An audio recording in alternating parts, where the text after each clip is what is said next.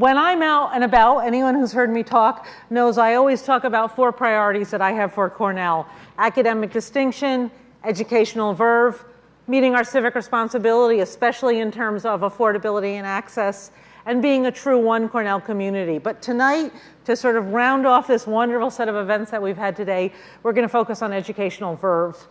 And you know, verve, not a word you often hear with educational, but I think it really does capture the essence of what we're trying to do. We're trying to create an environment which is vervy, which is exciting, in which students want to become lifelong learners. And we want to do that by taking advantage of new knowledge about how students learn, about effective ways for teaching and learning, and ways that are effective in the 21st century. And we're doing a range of things. We're making use of active learning and the flipped classroom, and you'll hear more about that. We are using engaged learning experiences where students go out into the community and put what they've learned in the classroom to use. We're using technology in new ways, not just putting materials online, but building new systems and apps that help students navigate curricula and achieve their educational goals, and you'll hear more about that. And then very importantly, we're not just trying things and then trying the next thing and then trying the next thing, but we're actually studying outcomes. You know, if you think about medical research, you hear about evidence-based medicine. We're trying to do evidence-based education, and you'll hear more about that. It's just shy of 2 years that I've been at Cornell, I've seen just a groundswell of interest in these new approaches to teaching and learning. It seems like every other faculty member I come across is trying out one of these activities. And I have to tell you, all of them have learned the word verve. They all say verve to me all the time. So tonight you're going to hear from 3 of the faculty who are leading this effort. This is Professor Julia Thom-Levy. Julia is a professor of physics. She's a particle physicist in the College of Arts and Sciences. She's also supporting faculty development, innovation, and excellence in teaching across Cornell as our Vice Provost for Academic Innovation. She's also the Hans Bethe House Professor and Dean. In the middle, actually, I think Renee is next, but I'll introduce Michelle next anyway. In the middle is Michelle Smith. Michelle has just come to us this year from the University of Maine. She's an associate professor in the Department of Ecology and Evolutionary Biology. Michelle is what we call a DBER, a discipline-based educational researcher. So she sits in the biology department where she investigates what kinds of classroom techniques are most effective to students who are learning biology. And she studies how we assess the outcomes of different approaches to teaching biology. And over on the end, also a brand new faculty member coming from this part of the world, is Rene Kizilcec. Rene is Assistant Professor of Information Science. He's a computational social scientist who investigates the social and the cultural psychological factors in innovative learning technologies, especially in the context of online learning activities. He came here from Stanford, where he received he came there from here, but he received a Master's in Statistics and a PhD in Communication at Stanford, and he was also Director of Digital Learning Research in Stanford's Graduate School of Education. So Julia and Michelle and Renee are going to say a few words about what they do, and then we're just going to have a conversation about these new approaches to learning at Cornell. And Julia, maybe you can start. Yes, thank you, Martha. I especially wanted to thank you from the entire faculty for introducing the concept of educational verve. And I remember when you gave your speech where you used it for the first time, it sent sort of shockwaves through the faculty and all instructors as, you know, what is that? And about? You know, but having a suspicion that this is a good thing, and introducing, you know, just an innovative spirit and experimentation, and really lowering the anxiety for us at a place that can sometimes feel very traditional, and you know, to say it's okay, it's actually in line with our mission to do this, and you know, just to encourage us, and it has really worked. I've seen an enormous, you know, increase in faculty interest, and we're on board and doing a lot of things. Right, that's great. So I wanted to maybe start with my own story of how I got into what I now know is educational verve. So I was a physics professor minding my own business in my lab, you know, not worrying much about teaching, it was going fine. I was teaching the big introductory classes for engineers, mechanics and thermal physics. And I wonder how many of you have taken the class? From me? Yes, Physics 112. So I've been teaching for years and years in sort of a lecture style. And there's a class here from a colleague in chemistry, and you know how it looks like, very much like this audience. I had about 400 students. Chemistry has 800, 900. The introductory classes, the gateways to many, many curricular pathways at Cornell are gigantic. There are a few, 24 classes that are really, really large, and they are often the first experience for a student. And in the past, and still to this point, many of them are taught in lecture style, and I was one of the lecturers. And it was going okay. I'd always had this nagging feeling that I wasn't getting to people. There's always, the top row of guys who are sleeping with their baseball caps on. Always the same 3 people are answering my questions. But fine. So I was approached to participate in a teaching innovation initiative. It's actually donor funded at the time, and I thought, yeah, I'll try. There was a, increasing mounting research on better ways to teach. And so I thought, it's a little bit on the fence, but I thought I'll try it. It seems interesting. And so I had a semester off to work with an expert to redo all of my teaching material, to really think about what are the skills I want my students to learn, and then back engineer activities for them to do. Knowledge transfer happened before lecture, and we also use technology. It's now very readily available, audience feedback systems, so everybody had a clicker. And I remember going into the first class, I was really, really worried. This was an identity crisis for me as a teacher. So I was going to do this new thing, and I had never done it before. I remember running into my dean at Wegmans the night before and saying, this is not going to work. I just wanted to know from me it's going to be a total flop because the students won't read, they won't work together, they won't answer on the clicker. And I remember walking into the first lecture with white knuckles in my lecture notes and thinking this is the end. And then we started, and it was just transformational for me. People started talking to each other. There was a buzz of excitement. Every single student was involved, and I wandered into the audience, and they were actually all talking about the physics question I had asked them. They were engaged, even the last row. I went all the way up there to check what they were talking about. They were talking about physics, and it was the most remarkable experience for me, and I've never gone back.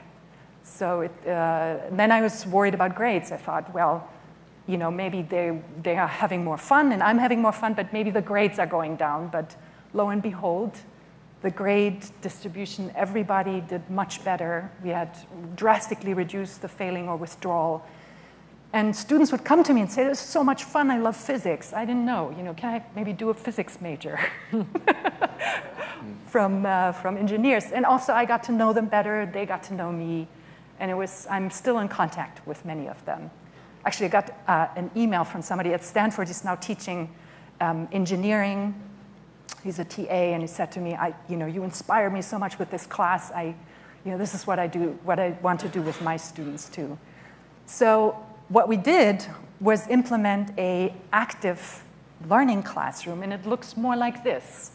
So people are talking together. It's sort of controlled chaos, but it's carefully engineered so that students are doing, engaging with the most difficult topics over and over with rapid feedback.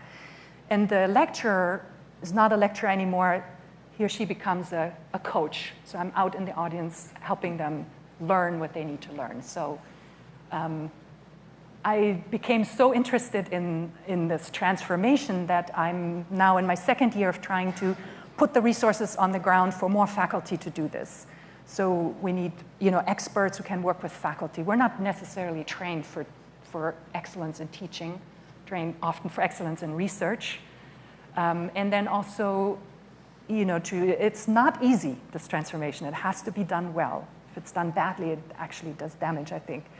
But if it's done well, it really, is just fantastic. So we have the Center for Teaching Innovation, experts in technology and also pedagogy and instructional design to work with our faculty. We have innovation grants for individual faculty. We have grants for whole departments. This is still the same donor-funded initiative that got me on board. And we are now working with 100 faculty across campus, and about 20% of the undergraduate departments are involved and are trying this and are slowly improving their teaching. We're carefully assessing to see outcomes. And it's just a remarkable, interesting transformation on campus. And thank you, Martha, for being a catalyst for this. It's really taken off. One of the exciting things that has happened is that some departments have decided to work with discipline-based education researchers like Michelle. So it's very exciting to have Michelle with us. And I'll hand over to you. Great. Thank you, Julia. So as Julia mentioned, there's a revolution going on in teaching, especially now in the STEM disciplines. So we're moving from a model where there's a professor at the front spelling information to the audience who's quietly sitting and taking notes, to a model where students come to class and there's a lot of noise because they're working with each other to solve problems and answer questions. And we broadly call this active learning.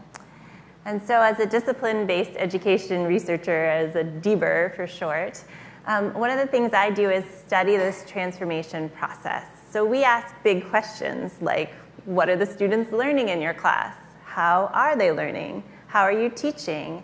And how could you teach in a different way to make the classroom more inclusive and equitable and welcoming to students from a variety of backgrounds? So as Martha mentioned, one of the great things about my position is that I'm housed in a STEM department. So in my case, the Department of Ecology and Evolutionary Biology. So I'm in with the mix of all the other biology faculty. But what's also neat is I get to supervise and mentor graduate students and postdocs who will get degrees in that specialty in biology with an emphasis on education, and then can go on to other institutions and do research in this area. So I combine disciplinary content knowledge, the science of teaching and learning, and also lots of social science methods. So I'm often running around surveying people and observing them and finding out what they know and how they feel about what they know in the classroom. So as Julia mentioned, students have a lot more fun in this environment, but one thing we wanted to check is that they were learning more. So if you go to the next slide, a number of years ago, I participated in a meta-analysis where we looked at 225 studies comparing learning in traditional lecturing versus active learning STEM classes. And there are two fundamental conclusions from our analysis of all these other analyses: that in active learning classes, failure rates go down, and on equivalent tests, students perform better, so they're learning more. Now, we did not do a randomized drug control trial, but if we would have, lecture would have been taken out of the mix because there was such a benefit to these students being in the active learning classroom. So there are real impacts for students, both for learning and staying with the institution itself. Now, one of the questions I often get when people are switching over to using active learning is, can I have some examples? Or do you have materials that I could use in my classroom? So a number of years ago, I helped to start, and I'm now the editor-in-chief of a journal called CourseSource, where faculty can publish their innovative activities. For now, it's just in biology, which is great because they're able to share what they're doing in the classroom broadly with the field, and then also get publication credit for their CVs. So when they go up for tenure or promotion, they can also speak to the educational initiatives. So I'm really excited to be at Cornell. It's just such a wonderful environment to explore these questions. And one of the projects that I started this fall is I met with Gateway course instructors. So these are all the intro STEM instructors that teach these really large classes. And together, as a group, we meet on a monthly basis to tackle questions about students transitioning from high school STEM classes to college STEM classes. And what's great about this process is we are using a data-driven approach. So we survey the students to see how they're feeling. We're observing in the classroom so that we can give faculty feedback on the instructional practices and the way they're communicating with their students. And we're also looking at their student performance, just aggregated by a bunch of variables, so that we can try to craft classes that are reaching the broadest swath of students as possible. And another great outcome from this project is it's allowed me to collaborate both with Julia and with Renee so that we can take the work that we're doing in DBER and use some of the bigger informatics tools to make a larger impact. So Renee, I'll turn it over to you. Thank you so much. It has been a pleasure ever since I arrived in Ithaca in July. The weather is really not that bad, as everybody said. I came from here, and it's way more interesting over in Ithaca, not just nice the whole time.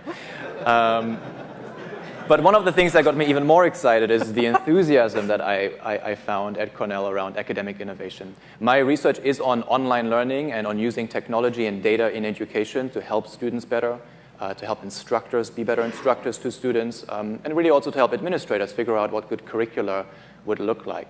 I did much of this work using learning analytics methods and educational data mining methods to figure out what it is that students are doing in online courses, where do they struggle, are they learning in those courses, but also to design interventions that can be deployed in a timely way, in a targeted way to support those students who are struggling, and to identify why it is that they are struggling and to provide them with the right kind of support structure. One example of that is we found that in massive open online courses, some of the work that I did on MOOCs early on, that students were not so good at time management. It was hard to fit in this extra learning object into the busy schedule that students already had, or learners already had, because many of them were adults.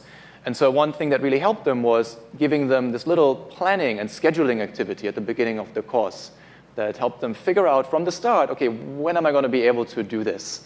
And what times during the day or the weekend can I fit this into my schedule, because it matters to me.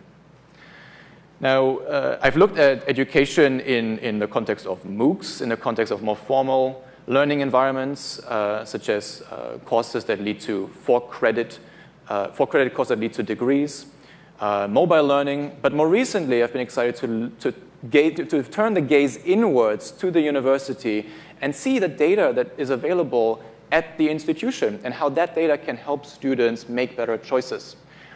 One of the places where there's a lot of opportunity is in terms of courses. We know that courses are really important for students' time at a university, right? The choices that students make early on about which courses they take have strong path dependencies for what major students go into later on, right? And so making those choices in an informed way is really critical, and helping students make that choice is important.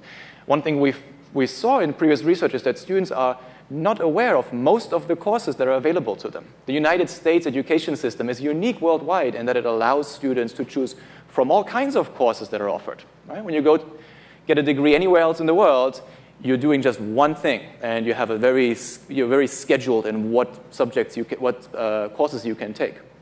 So how can we help students figure out what courses are out there, how those choices might impact their choice of major down the line, and what are the fun courses that they don't know about, because maybe they don't know people who know about them, or it's hard to find them using existing systems. And so my lab, the Future of Learning Lab at Cornell, is developing some applications for the purpose of supporting students, but also for the purpose of research, because the honest answer is we don't know how to best do this. We don't know what the right information is to put out there and how to best guide students. And so students in my lab are developing applications that we put out there, collect data on how students are using them, collect feedback, and then iteratively improve those systems. And so I want to give you 3 examples of what those systems look like. The first one is in collaboration with the College of Human Ecology, and I should give kudos to Margaret Frey, who has been pushing this. It's the academic reporting tool, which provides students with a system that surfaces the registrar's information about who has enrolled in the past and what course evaluations are. It allows students to find different courses, instructors, and majors, here plans, and learn more about them based on the data of historical records, what students have done in the past. So let me give you an example of what one of those course overviews might look like. Here you see for one course what enrollment patterns were in the previous years, when students tended to take the course. You see who took these kinds of courses. Is this more of a freshman course or more of a junior course? It tells you something about what students are in the mix and whether it is okay to still take this class as a senior, because there are seniors who are still taking this class. We also learn what plan students tend to, this is the major that they tend to declare at the very end, depending on whether this is a class early or later on. We see that this class, which I believe is intermediate microeconomics, is mostly policy analysis and management majors. We see what school that students were accepted into they were from in the class. Some other information that you don't see is which courses students took before, concurrently, and after.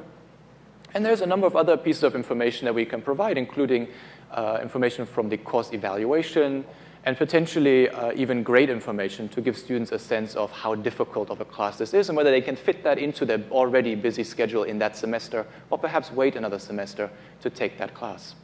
Now, one of the things to highlight here is that this is information that is official. The current way of getting information about courses is relatively anarchic, right? You ask your peers, you look up something online that is reported by some strangers you don't know, and you're trying to make you have advisors, of course, and faculty who can give advice. But overall, it's a very distributed system that we don't have much insight into how students actually go from the course catalog to making the choices. One thing that this allows us to do is understand better how students are going about this choice process. Which pieces of information are they paying attention to as they're looking to make a choice for the semester?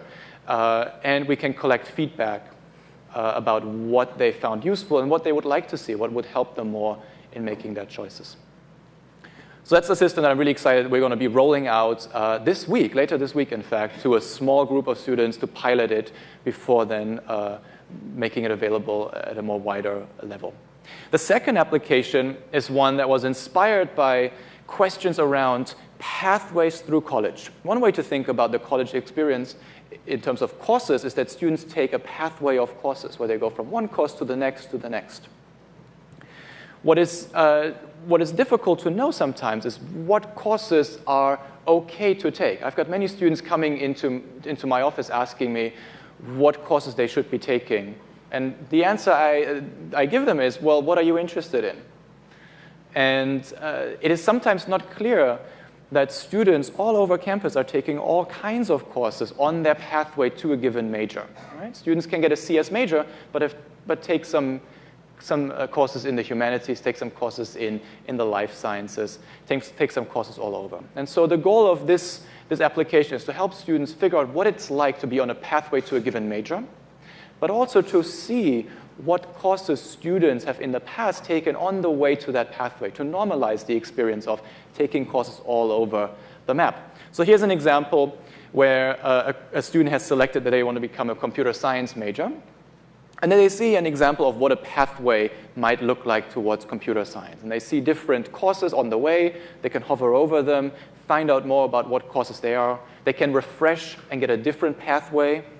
One of the things that the team is currently developing is pathways that are leaning in different directions. There could be a more humanities-focused pathway to a computer science major, or a more life science-focused major, life science-focused pathway.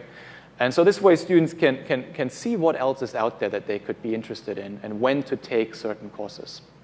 This is a project that is based on a class by Bill Arms, who's an emeritus professor in computer science. Maybe some of you have even taken his class, who brings together groups of students to develop software.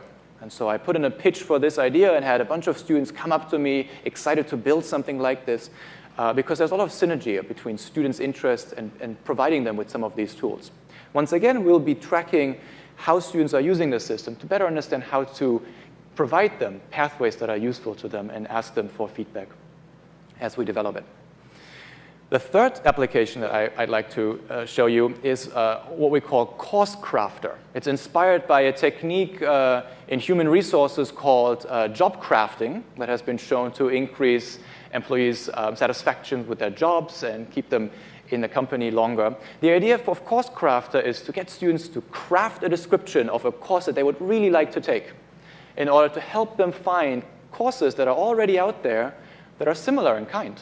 We match the description that students write to the titles, the course descriptions, the syllabi that are available publicly, and help students find the kinds of courses that match their interests, even though they might be in a department that they wouldn't have considered otherwise. Once again, let me show you an example. Here's a description that somebody wrote in from one of our pilots. And here's the set of recommendations that they got. And they are in a few different departments. This is an example where there's a math class thrown in there that's on statistics. And all of these are different courses that speak to the interest expressed in the answer to the prompt that students wrote. There's a flip side to this. On the one hand, we learn about what students are interested in and see whether they are getting the kinds of results that they are looking for. But also, we learn what students are interested in and can make recommendations to administration and faculty about courses we learn the pulse of the time, really, of what students are interested in. Potentially, it sparks ideas for how to change curricula, what courses to add, and how to change classes that are already existing.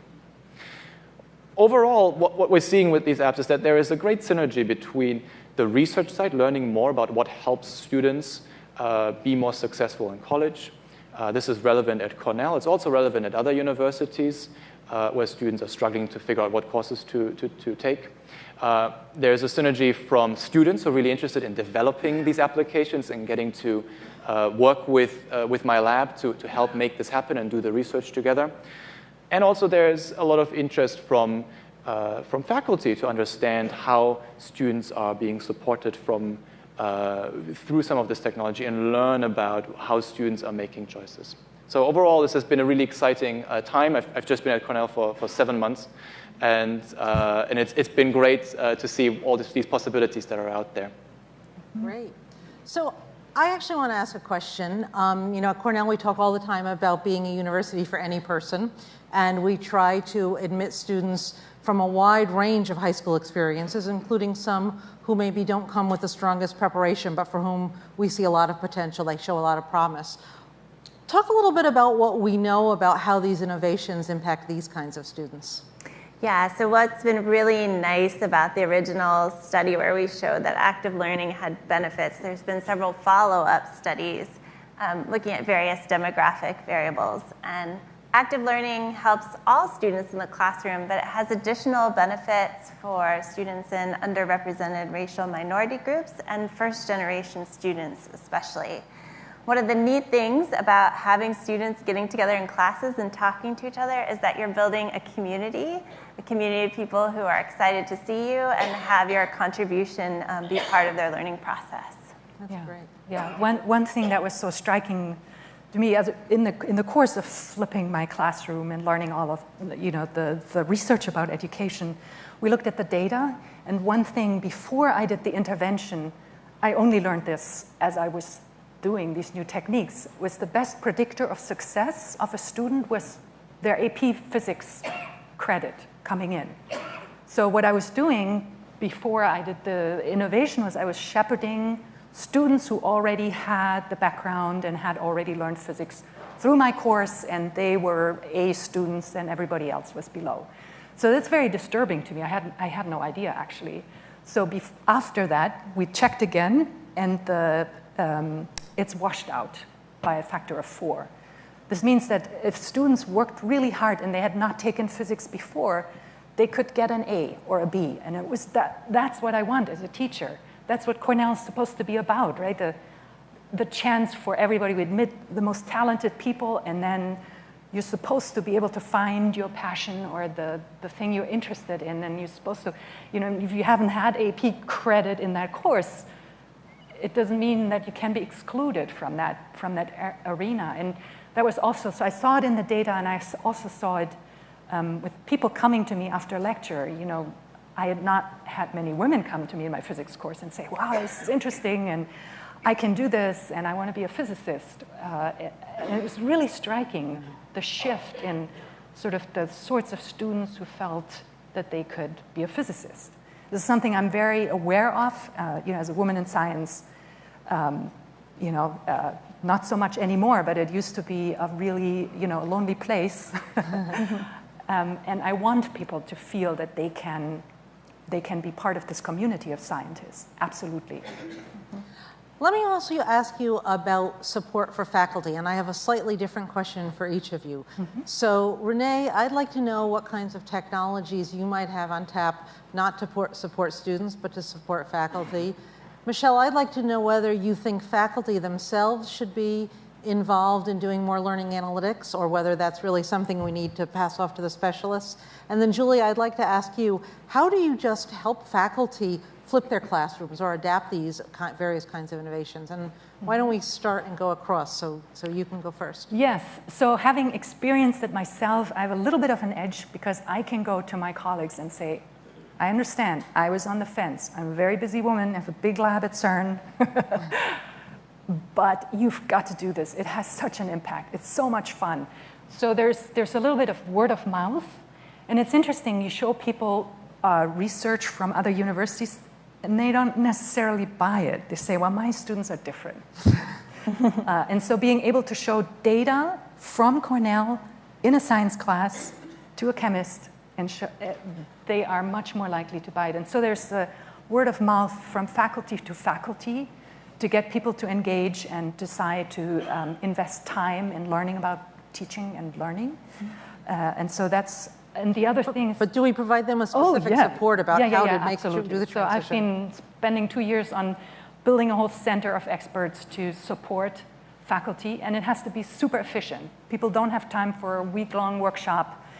People have to come to them. It has to be a very service-oriented organization, and online resources, and make it as efficient and easy for faculty as possible. And all kinds of grants. So we have tiny little innovation grants for a person who just wants to try one thing. They don't have time to flip their whole class. They just want to use VR in their communication class. So we have a grant for that, as well as the big departmental grant that does the baseline assessment, and then the intervention, and then the assessment again, sort of things that take many years to implement. So I've been trying to really work on that and make it as faculty-friendly as possible. Great. Yeah. Michelle, what about learning analytics done widely? Yeah, so one of the things that I think is really critical is that the faculty are involved in all of the conversations and the learning analytics that we're providing to them. Anything we develop is only as good as it is bought by the faculty who are going to use it. So we spend a lot of time working with them and getting feedback from them in everything we do. So one of the things faculty have been really interested in is what are their grades and how are they distributed according to several different demographic variables. So you could think of how do males versus females do in my class.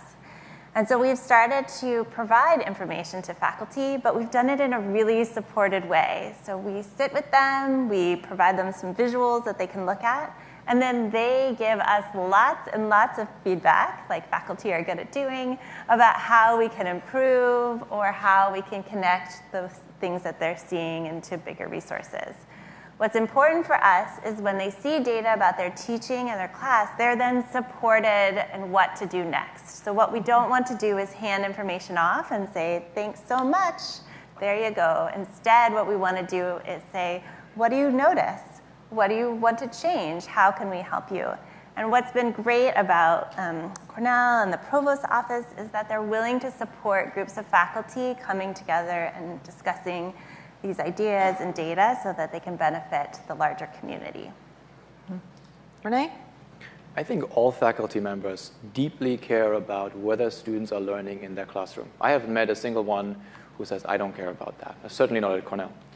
And that means that there is a motivation to understand if something is working or it isn't working. It takes a lot of time to come up with lectures. I just created 2 classes from scratch, so I understand that. But still, I wonder, did this homework that I just created get across the learning outcomes that I care about or not? And one of the best ways to figure that out is to try it 2 ways and see which one gets the learning outcomes across better. So some of the very simple technology that we can use today already, and that I'm using in my class, is technology that allows to put out different versions of an activity, because I do not know which one is better, right? And I'm the expert. And so there's nothing unethical about this, right? It is 2 versions. If I knew which one were better, I would use it. but I honestly do not know, right? And it is giving students different versions. The students know about this, of course. And we look, which students have more, struggle less with the different versions. How well do they do later on in the course? To understand, to refine my understanding of how to better support students. It may turn out that some students who have a different background coming into the class, maybe some of them had a more technical classes beforehand or in a more technical major, do better with one of these homeworks, and other students do better with one of the other homeworks. And then I can tailor those, or I can actually give 2 different homeworks if I know this will be better for getting the concepts across.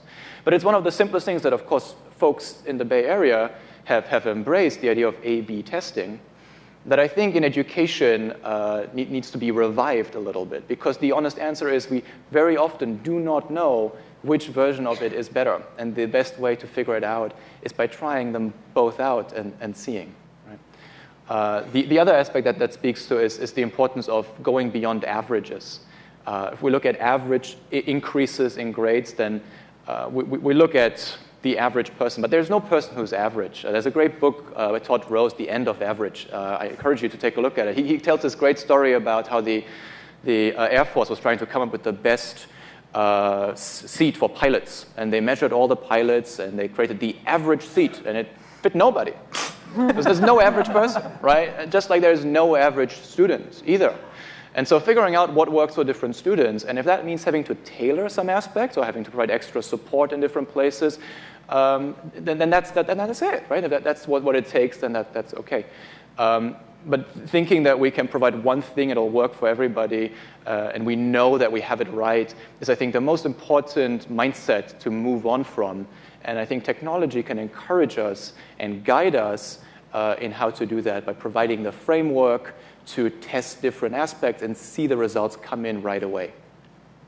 All right, one last question. And this may all sound scripted, but I actually did not tell them what questions I asked them. I'm scared.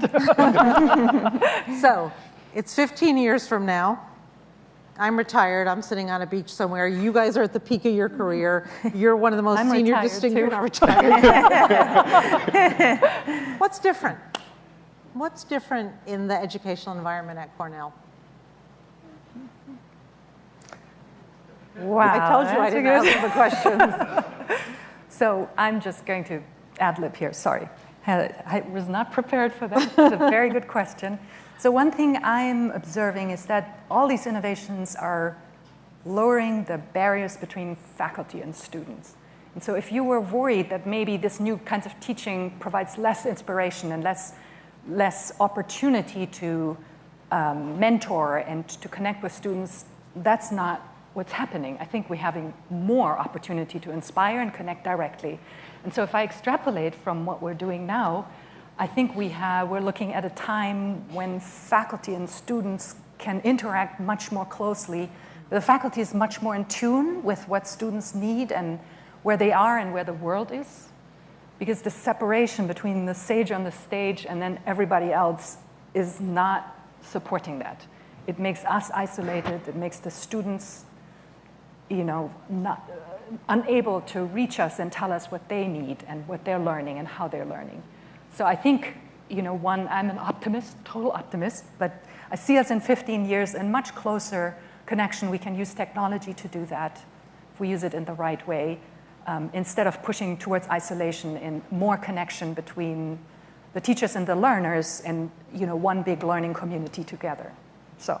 Great. Do either of you want to add anything? Oh, yeah. So one of the things that we'll definitely see is more technology in education, because technology allows us to give feedback in a much faster way, right? You hand in your homework and you wait a week until you hear back? Really? Right? We know from the education research that feedback, immediate feedback especially, is really critical for learning, right? I want to know right away if I got it wrong or not. There's some exceptions to this, but overall, it's mostly immediate feedback that is good. And technology allows us to provide that. That's one part. The other part that it provides is instructors, teachers, with superpowers to learn what students in the classroom know. If I go into a classroom, I have to quickly look through the homeworks and try and figure out where the class is, if they've understood the concept that I taught the lecture before. having a dashboard that shows me how well students did, which questions they got wrong, so I can spend more time on it right away going into the classroom without having to spend an hour trying to flip through everything and prepare this. It could be provided to me way faster. The feedback cycles will be much faster, I think, and that will improve the efficiency, really, of the education experience. It will also create much more opportunities for interaction between faculty and students around the feedback. Let me just leave it at that. I think those are some of the areas that we can see a lot of change, and it will provide us with a lot of educational verve, I'm sure, as well. Michelle, you get the last word. So Cornell's already positioned itself to become a leader in discipline-based education research. So my position at Cornell is a big deal. It's the first Ivy League institution to invest in this type of institution, or this type of discipline. And so I just see a huge growth in that, continuing to have teaching and thinking about teaching as a thing to measure and improve upon part of the conversation. And I also see big changes in the way that we're training the next generation of people in graduate school. So this semester I'm offering a class about how to teach in an active learning manner. And I know when the department asked me, well, how many students do you think will sign up for this class? These are graduate students. I said, I don't know, maybe 5. I have over 20 right now of graduate students who are ready to go, ready to learn. And I'm just really excited that they'll be learning here at Cornell, and they'll be able to take that knowledge and spread it to the other institutions. Great, thank you all. And again, thank all of you for coming. We appreciate it.